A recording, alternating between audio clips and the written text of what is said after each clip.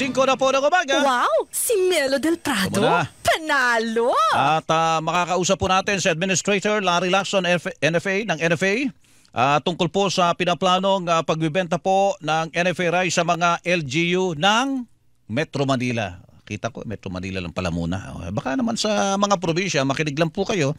Baka may special na announcement para dyan. Pero ang nababanggit lang po sa ngayon ay Metro Manila LGUs. Para makatikim naman at maging available po ang bigas po ng NFA sa publiko sa pamagitan ng pagpapadaan sa mga LGU ng Metro Manila. Nasa linya po natin, Administrator Larry Lacson. Administrator, magandang umaga po. Hello. Magandang umaga po, Melo, at sa ating mga taga-subaybay, magandang umaga po. Opo, teka muna, lilinawin lang po muna namin, ano? Paano nangyari po yun na pwede kayong magbenta sa mga LGU, particular po sa Metro Manila? Hindi ho ba ang usapan sa mandato nyo po, magbebenta lang kayo sa mga LGU, pati yata sa DSWD, para magamit nila sa pamamahagi sa panahon po ng kalamidad? Di ba, Administrator? Ito po, ang sinasabi dito ay ibebenta ng mga LGU sa publiko. Tama po ba yon, Administrator? Okay, ganito po yun, no? Tama po yung mandato ni NFA ay magbigay o magbenta sa DSWD at sa mga LGUs or government agencies para sa kalamidad at emergency.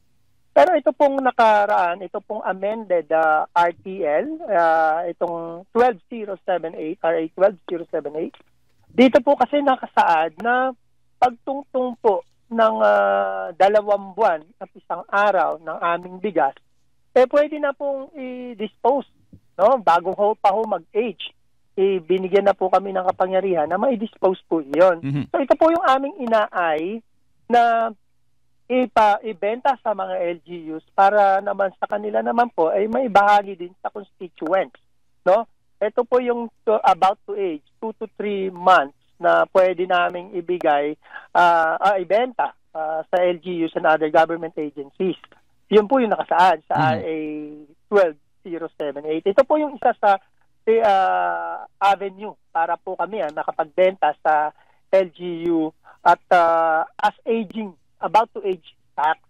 Ngayon po, another pa ho dito, yung dati na natin pinapatupad na P29.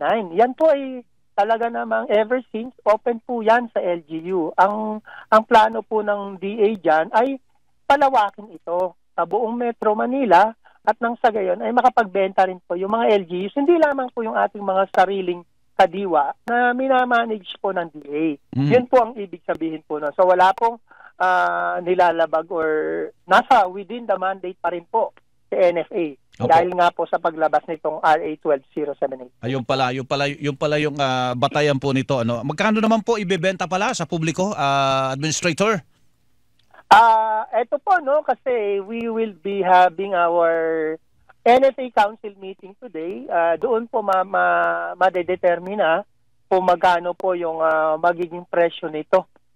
Pero ito po ay di hamak mas pura sa commercials, puro ranging sa wag na po nating i-absolute, no, ranging siguro from 30 hanggang mga 36 pesos. Yan po yung range na tinitignan po natin. Pag-uusapan po mamaya sa council. Opo. Magkano nga po ulit, Administrator? From 32 to 36, ganyan po yung aming tinatayang presyo po nito. Maliban po ito dun sa ating existing na P29 na 29 pesos, doon po anytime pwede pong mag-participate ang LGU. Opo. So magandang klase na po ito, Administrator. Ay opo, siguro naman na kung I don't know kung nakita niyo na po yung aming kalidad ng bigas sa ngayon, maganda po ito at ito po yung mga naani nung summer crop last year. Opo. Na talaga napakaganda ng palay na nabili natin. So, nag-translate sa magandang bigas. Opo. Paano nyo masasabi na ito'y malapit na pong, sa termino ninyo kanina ay aging na po yung bigas po at kailangan na po ma-dispose, Administrator? Ganito po, no? Dito sa amended RTL, dinefine na ng batas kung ano po yung aging. 3 buwan, milled rice, aging na po yun, 3 buwan pataas. Sa palay naman, 6 months pataas, aging na po yun. Mhm. So wala na pong ibang determinant dito. Sinimplify po ng batas, no po? By age na lang ang pagdedetermine pa yung tagal nung stocks natin. Oho. Gaano karami po yung sinasabi yung aging stocks ng NFA sa ngayon? Sa ngayon po kasi ang aming stocks ng total na po ng nationwide ng aming milled rice nasa 700,000 bags of 50 kg. Yan po yan sa nangyari na RTL, yung bagong RTL 2 months pa lang pwede na hong i-dispose. Roughly yan po nasa kalahating milyong sako nationwide po ang pinag-uusapan natin nationwide. Mm-hmm.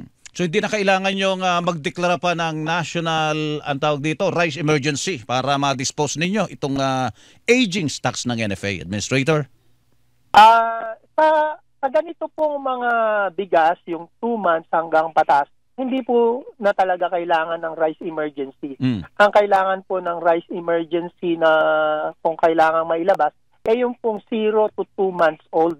Yun po ang nangailangan ng sort of rice emergencies or price emergency para po pwedeng ilabas. Kasi po yun talaga namang allotted for disasters and calamities. 0 to 2 months old po natin. Opo.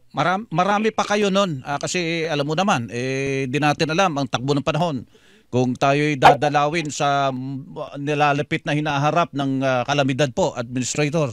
Kasi may i-dispose po itong iba Di ba? Malaki ito sinasabi mo, mga 700,000 bags yata, yung kanina nabanggit ninyo, no?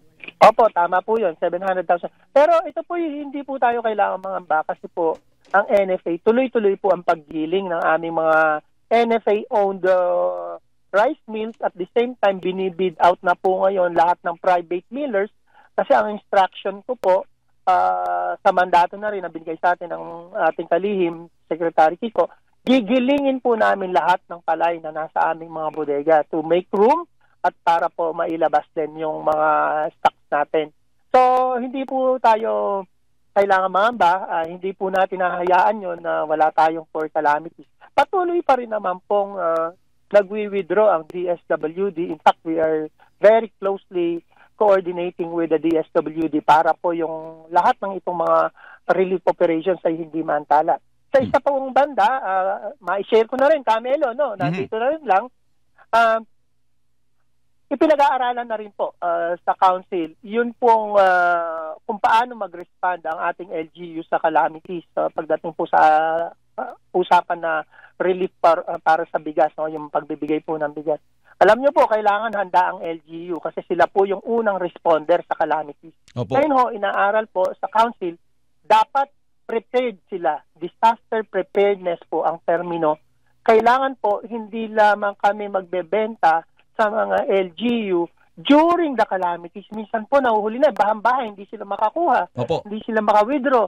So meron pong phase na kapag alam naman natin paparating ang bagyo, merong kalamidad, or sa Pilipinas, alam naman natin kung gaano karami ang dumarating na bagyo sa isang taon. Alam natin ang mga probinsya na laging tinatamaan ng bagyo at laging tinatamaan ng El Nino, La Nina, kailangan po magkaroon na po sila ng disaster preparedness. Meaning po, kapag inaprubahan na po ng council, pwede po tayong magbigay sa kanila magbenta sa kanila ng kaukulang stocks ng bigas para po hindi sila mahuhuli sa pagresponde sa kalamidad at disaster. Yun po yung isang ating ina-adjust natin para po lahat tayo, buong Pilipinas, we can respond quickly. Pero dito sa pagkakataong ito, ibebenta nyo sa LGU para magbenta ang LGU sa publiko, Administrator. Ito pong pinag-uusapan natin una, ito po yon yung sa 2 months hanggang pataas. Opo, benta po pwede po nilang ibenta yan sa publiko. Opo. Hindi ipamigay po kasi panahon ng eleksyon ngayon, bawal yon. Opo.